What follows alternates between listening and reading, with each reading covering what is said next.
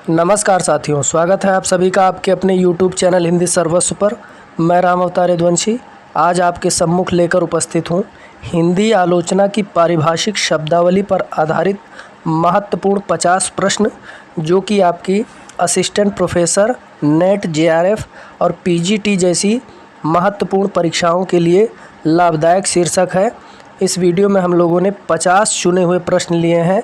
समय न लगाते हुए चलिए शुरू करते हैं आज की अपनी प्रश्नावली। पहला प्रश्न हमारा है, अजनबियत के संदर्भ में असंगत है का अजनबियत शब्द एलियनेशन का अनुवाद है। अजनबियत पर मुख्यतः दो दृष्टि से विचार किया गया है।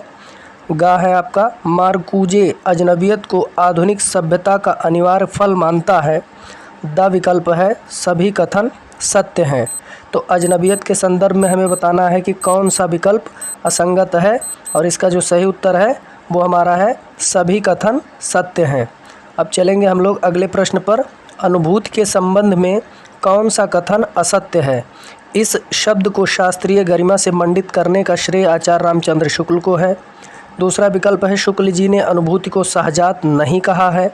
जयशंकर प्रसाद अनुभूति का अर्थ आत्मानुभूति मानते हैं। नंद दुलारे वाजपेयी आत्मानुभूति को साहित्य का प्रयोजन मानते हैं। यहाँ हमें बताना है कि अनुभूति के संबंध में कौन सा कथन असत्य है। तो मैं आपको बता दूं, शुक्ल जी ने अनुभूति को सहजात कहा है। हमारा विकल्प सही है, बी। अब चलेंगे हम लोग अगले प्रश्न की ओर। अनेकार्थता अर्थात एम्बिग्विटी के संबंध में असत्य कथन बताना है। पहला है, इस शब्द को समीक्षात्मक शब्दावली बनाने का श्रेय विलियम एम्पसन को है। फिर है, इसी को केंद्र में रखकर 1930 ईस्वी में 7 टाइप्स ऑफ एम्बिग्विटी नामक पुस्तक लिखी। फिर उसके बाद है, एम्पसन ने इसके 5 प्रकार माने हैं। फिर उसके बाद है, कुंतक ने वक्रोक्ति जीवित में मुख्यतः एम्बिग्विटी पर ही विचार किया है। तो यहाँ एक असंगत कथन है, और वो है एम्पसन ने इसके 7 प्रकार माने हैं। विकल्प सी हमारा सही उत्तर है।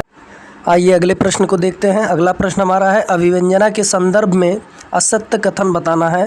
पहला है, अभिनव गुप्त का अभिव्यक्तिवाद ध्वनिमत ही है। क्रोचे अभिव्यंजना के 2 रूप मानता है। आचार्य शुक्ल ने अभिव्यंजना को कलावाद कहते हुए इसे वाग वैचित्रवाद और वक्रोक्तिवाद से जोड़ा है। चौथा विकल्प हमारा है, सभी सही है।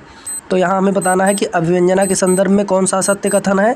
तो वैसे इसमें कोई असत्य कथन नहीं है, सभी कथन सही है अभिव्यंजना के संदर्भ में। अगले प्रश्न की ओर चलते हैं। उत्तर संरचनावाद के संबंध में असत्य कथन है।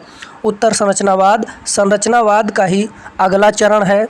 उत्तर संरचना की जन्मभूमि फ्रांस है। 7वें दशक में जैकियस देरिदा उत्तर संरचनावाद का प्रवर्तक था या प्रवर्तन किया। उत्तर संरचनावादी रचनाकार और आलोचक में बुनियादी भेद मानता है। तो यहाँ हमें बताना है कौन सा कथन असत्य है। तो उत्तर संरचनावादी रचनाकार और आलोचक में बुनियादी भेद नहीं मानता है। विकल्प घ सही है। अगले प्रश्न पर चलते हैं। अजनबियत की समस्या पर 1844 में आर्थिक और दार्शनिक पांडुलिपि नामक पुस्तक में विचार करने वाले विद्वान हैं। हमारे विकल्प हैं, Nietzsche, Karl Marx, Robert Penn Warren. इनमें से कोई नहीं। तो 1844 में आर्थिक और दार्शनिक पांडुलिपि नामक पुस्तक में विचार करने वाले विद्वान हैं अजनबियत की समस्या पर कार्ल मार्क्स। अगला प्रश्न है, अजनबियत की समस्या पर वैज्ञानिक ढंग से विचार करने वाले विद्वान हैं। हमारे विकल्प हैं, Camus, Nietzsche, John Thomson, Karl Marx. तो अजनबियत की समस्या पर वैज्ञानिक ढंग से किसने विचार किया है? हमारे विकल्प जो हैं कामू, नीत्शे, थॉमसन और कार्ल मार्क्स में से कौन सा सही उत्तर है? Karl Marx. विकल्प डी हमारा सही है। अब चलेंगे अगले प्रश्न पर। अगला हमारा प्रश्न है, नेसेसिटी ऑफ आर्ट किसकी कृति है? Man alone, Ernest Fischer, Johnson, Barry Smart. ये 4 पाश्चात्य साहित्यकार हैं, और इनमें बताना है हमें कि नेसेसिटी ऑफ आर्ट किसकी कृति है। तो नेसेसिटी ऑफ आर्ट जो है वो अर्नेस्ट फिशर की कृति है। विकल्प सही है हमारा बी। अब चलेंगे अगले प्रश्न पर। अनुभावों के भेद अंगज अयत्न स्वभावजा करने वाले विद्वान हैं। 3 अनुभावों के भेद हैं, और ये तीनों किसने किए हैं? आचार्य विश्वनाथ, पंडित जगन्नाथ, भानुदत्त, शारदा तनय।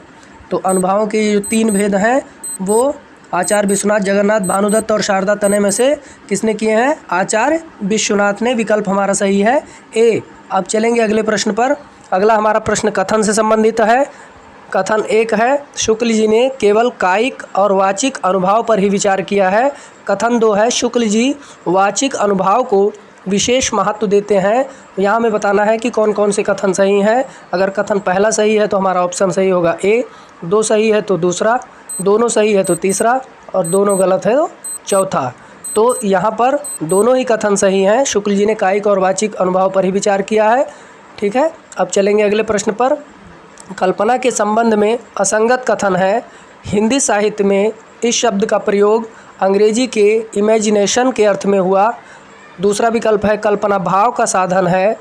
गा विकल्प है वाजपेयी जी यानी कि नंद दुलारे वाजपेयी जी कल्पना को भावना भी कहते हैं। घा विकल्प है कल्पना भाषा के माध्यम से ही क्रियाशील होती है।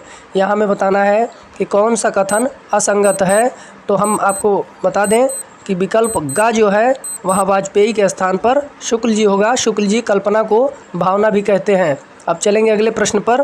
कुंतक ने वक्रोक्ति जीवित में मुख्यतः निम्न में से किस पर विचार किया है? एम्बिग्विटी, सिंसेरिटी, पैराडॉक्स, कल्पना। तो यहाँ हमें बताना है 12वें प्रश्न में कि कुंतक ने वक्रोक्ति जीवित में मुख्यतः निम्न में से किस पर विचार किया है। तो इसका जो सही उत्तर है वो हमारा है एम्बिग्विटी पर विचार किया है कुंतक ने वक्रोक्ति जीवित में मुख्यतः। अब चलेंगे अगले प्रश्न पर।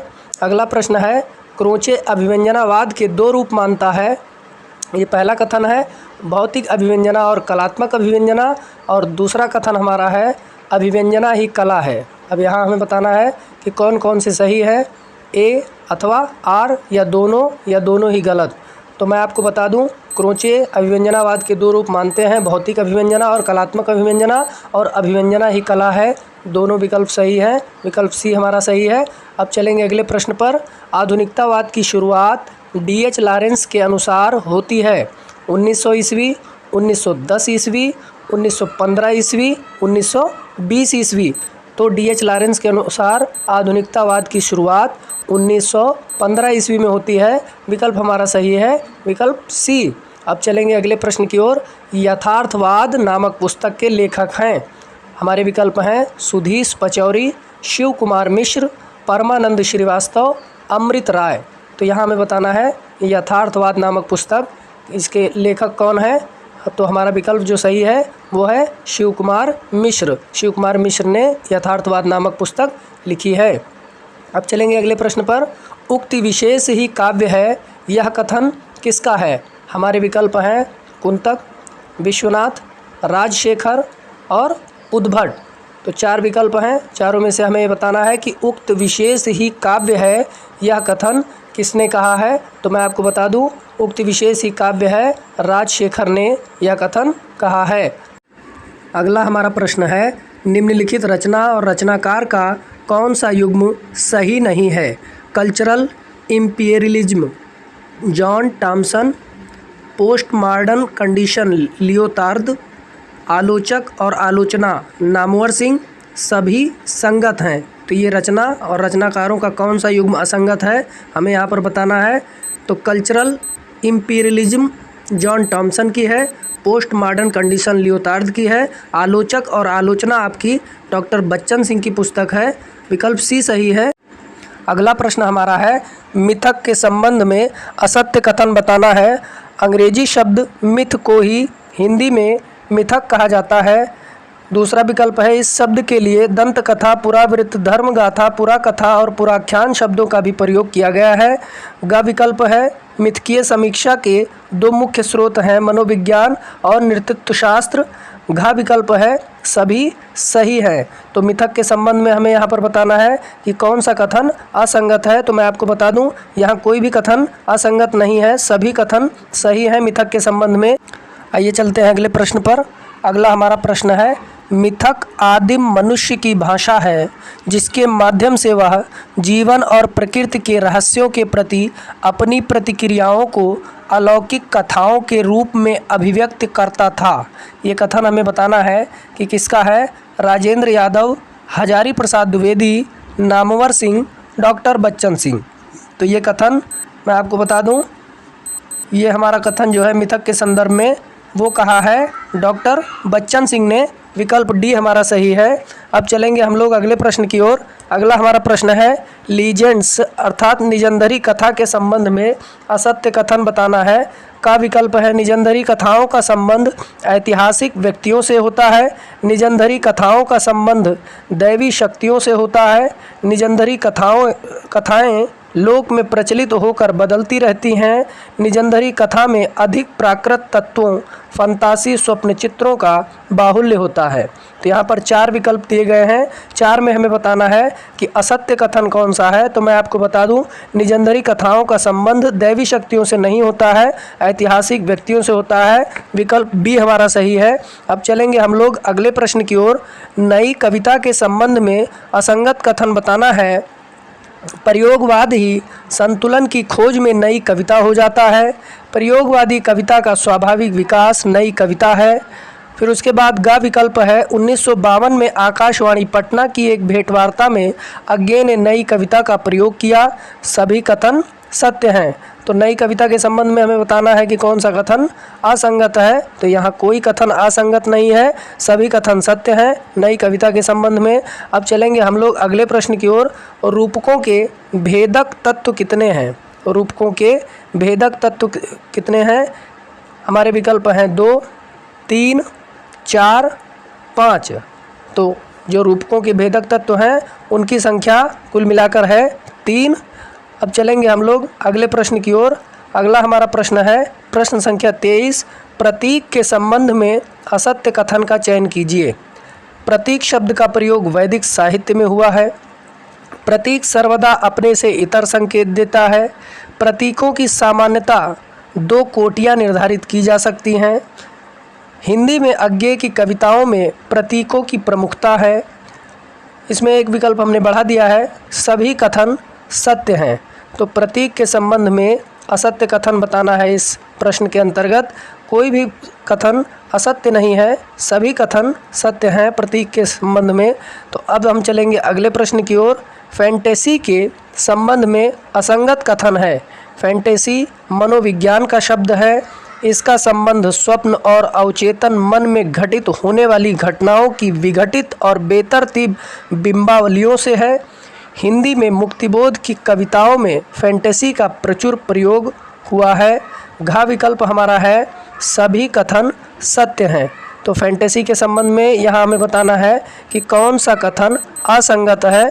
कोई भी कथन असंगत नहीं है, सभी कथन सत्य हैं फैंटेसी के संबंध में। अब चलेंगे हम लोग अगले प्रश्न की ओर। बिंब के संबंध में असंगत का चयन कीजिए। बिंब अंग्रेजी के इमेज शब्द का हिंदी रूपांतरण है। बिंब का इंद्रिय संवेद्य होना अनिवार्य है। हिंदी समीक्षा में सर्वप्रथम इसका प्रयोग शुक्ल जी ने किया। शुक्ल जी के अनुसार बिंब योजना अनुभाव के अंतर्गत होती है। तो यहाँ बिंब के संबंध में असंगत बताना है।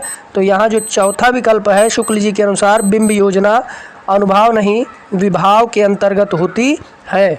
अब चलेंगे हम लोग अगले प्रश्न की ओर। विभाव के 2 भेद किए गए हैं, आलंबन और उद्दीपन। जिसके कारण भाव का उदय होता है उसे क्या कहते हैं। हमारे विकल्प हैं आश्रय, आलंबन, उद्दीपन, अनुभाव। तो जिसके कारण भाव का उदय होता है उसे हम लोग आलंबन कहते हैं। हमारा विकल्प सही होगा बी। अब चलेंगे हम लोग अगले प्रश्न की ओर। प्रश्न संख्या 27, कथा संघटना के लिए नाटकों में 5 अर्थ प्रकृतियाँ होती हैं, इनमें से एक नहीं है।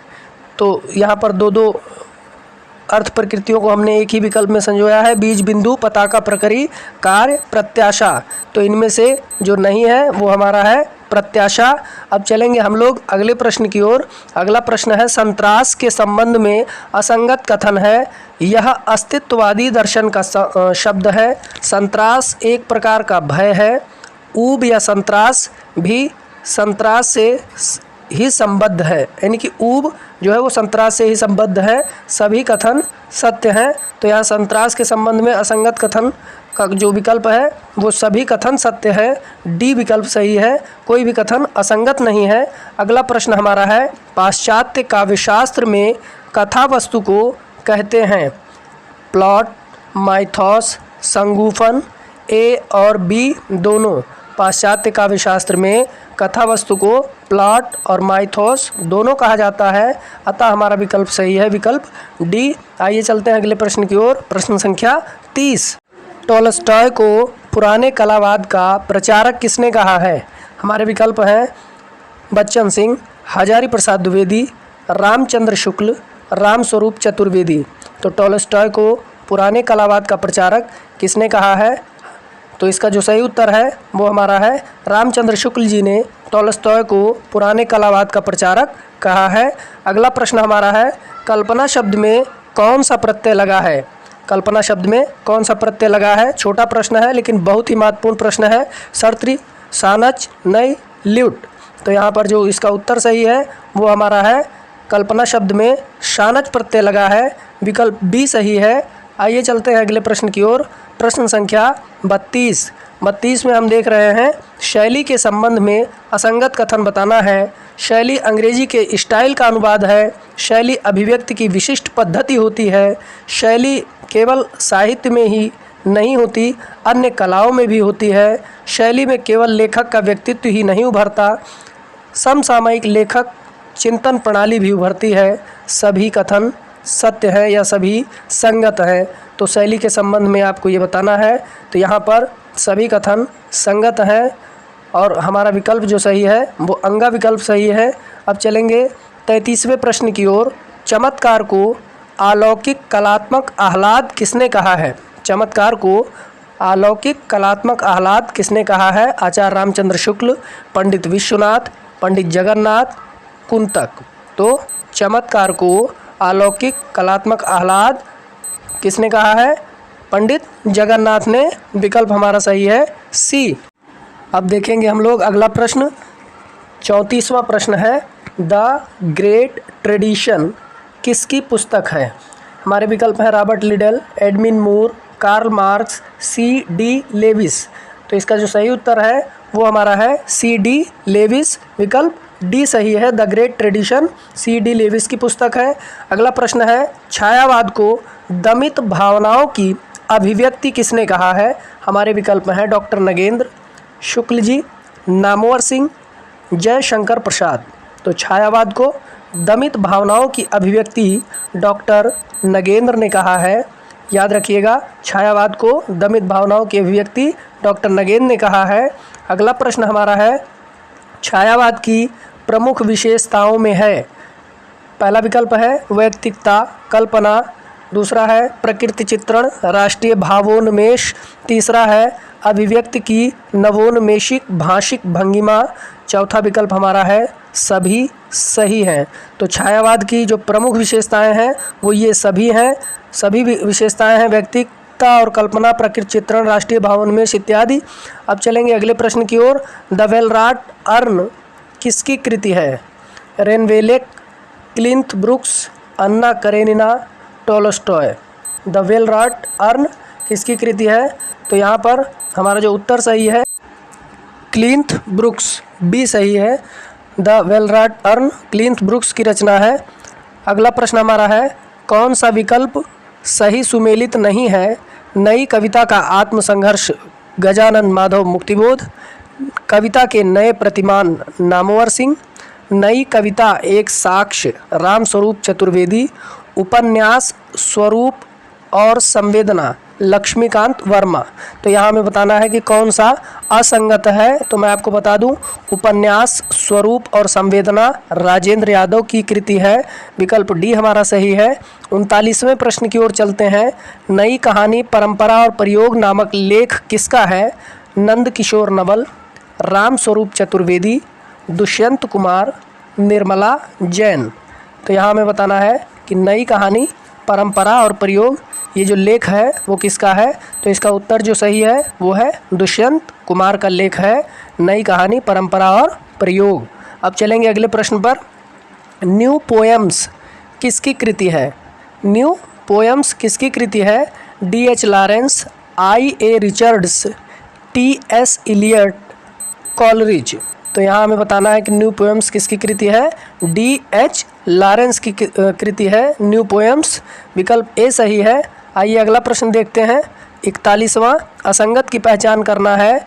नई कहानी की भूमिका कमलेश्वर, कहानी नई कहानी नामवर सिंह, कहानी स्वरूप और संवेदना राम स्वरूप चतुर्वेदी, हिंदी कहानी अपनी जुबानी इंद्रनाथ मदान। तो यहाँ जो असंगत है वो हमारा है कहानी स्वरूप और संवेदना, ये आपका राजेंद्र यादव जी का है। अब चलेंगे हम लोग अगले प्रश्न की ओर। अगला हमारा प्रश्न है, जिस तरह हजारी प्रसाद द्विवेदी ने मिथ को हिंदी में मिथक बना दिया, उसी प्रकार ध्वनि के आधार पर लीजेंड्स को निजंधरी कथा बना दिया। ये कथन किस विद्वान ने कहा है? हमारे विकल्प हैं नामवर सिंह, नंद किशोर नवल, बच्चन सिंह, मैनेजर पांडे। तो इसका जो सही उत्तर है वो हमारा है बच्चन सिंह ने ये कथन हजारी प्रसाद द्विवेदी के संदर्भ में कहा है। अगला प्रश्न हमारा है, शारदा तनय के अनुसार अनुभाव कितने हैं? हमारे विकल्प हैं 2, 3, 4, 5। तो शारदा तनय के अनुसार 3 प्रकार के हैं अनुभाव, जिनमें मन आरंभानुभाव, वागारंभानुभाव और बुद्ध्यारंभानुभाव 3 हैं। अब चलेंगे अब अगले प्रश्न की ओर। A dictionary of modern critical terms किसकी कृति है? Ramvilas Sharma, Roger Fowler, William Empson, Maurice Nadeau. तो a dictionary of modern critical term ये आपकी रोजर फाउजर की रचना है। विकल्प बी हमारा सही है। आइए चलते हैं अगले प्रश्न की ओर। अगला प्रश्न है, संगत नहीं है या असंगत ही कह लीजिए, युद्ध और शांति टॉलस्टॉय, जा क्रिस्टोफर, रोमा रोला, मैजिक माउंटेन, टॉमस मन, अन्ना करेनिना, अर्नेस्ट फिशर। तो यहाँ हमें बताना है कि कौन सा युग्म संगत नहीं है। तो अन्ना करेनिना आपका जो है वो टॉलस्टॉय का है। विकल्प हमारा सही होगा डी। अगला हमारा प्रश्न है, आत्मानुभूति को साहित्य का प्रयोजन मानने वाले आलोचक हैं। हमारे विकल्प हैं नंद दुलारे वाजपेयी, राम स्वरूप चतुर्वेदी, हजारी प्रसाद द्विवेदी, रामचंद्र शुक्ल। तो आत्मानुभूति को साहित्य का प्रयोजन किसने माना है? हमारा जो उत्तर सही है वो है नंद दुलारे वाजपेयी। अब चलेंगे हम लोग अगले प्रश्न की ओर। अगला प्रश्न है, आधुनिकतावाद का संबंध ग्रैंड नैरेटिव से किस विद्वान ने जोड़ा है? हमारे विकल्प हैं माइकल फूको, रोला बार्थ, लियोतार्द, इनमें से कोई नहीं। तो आधुनिकतावाद का संबंध ग्रैंड नैरेटिव से किसने जोड़ा है? हमारा विकल्प सही है सी, लियोतार्द ने आधुनिकतावाद का संबंध ग्रैंड नैरेटिव से जोड़ा। अगला प्रश्न हमारा है, मुक्ति प्रसंग कविता को मनुष्य के पतन की कविता किसने कहा है? तो सबसे पहले मैं आपको बता दूं, मुक्ति प्रसंग कविता राजकमल चौधरी जी की है और इसको मनुष्य के पतन की कविता किसने कहा है? डॉक्टर बच्चन सिंह, केदारनाथ अग्रवाल, जयशंकर प्रसाद, नंद दुलारे वाजपेयी। तो हमारा जो सही उत्तर है वो है केदारनाथ अग्रवाल ने मुक्ति प्रसंग कविता जो कि राजकमल चौधरी की है उसे मनुष्य के पतन की कविता कहा है। अगला हमारा प्रश्न है, अनुभूति का अर्थ आत्मानुभूति किसने माना है? अनुभूति का अर्थ आत्मानुभूति किसने माना है? नंद दुलारे वाजपेयी, जयशंकर प्रसाद, रामचंद्र शुक्ल, हजारी प्रसाद द्विवेदी। तो अनुभूति का अर्थ आत्मानुभूति मानने वाले जो विद्वान हैं वो हैं जयशंकर प्रसाद जी। विकल्प हमारा सही है बी। अब चलेंगे अगले प्रश्न की ओर जो कि अंतिम है, छायावाद और रहस्यवाद को अलगाने का महत्वपूर्ण कार्य निम्न में से किसके द्वारा किया गया? नामवर सिंह, जयशंकर प्रसाद, नलिन विलोचन शर्मा, नंद दुलारे वाजपेयी।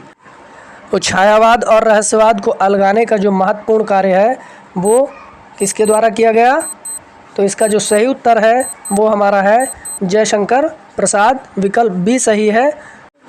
इसी के साथ आज की हमारी प्रश्नोत्तरी यहीं पर समाप्त होती है जो कि हिंदी आलोचना के बीज शब्दों पर आधारित थी। आशा करता हूँ आपको ये वीडियो पसंद आया होगा। वीडियो पसंद आया है तो वीडियो को लाइक करें, चैनल को सब्सक्राइब करें और वीडियो को अपने उन मित्रों के पास जो हिंदी विषय से नेट जेआरएफ और असिस्टेंट प्रोफेसर की तैयारी कर रहे हैं ज़रूर शेयर करें और देखते रहें हिंदी सर्वस्व, जहाँ पर इसी प्रकार अति महत्वपूर्ण प्रश्नों की सीरीज आपके लिए मैं लेकर आता रहता हूँ। बहुत बहुत धन्यवाद। देखते रहिए हिंदी सर्वस्व। फिर मिलेंगे एक नए टॉपिक के साथ। एक बार पुनः धन्यवाद।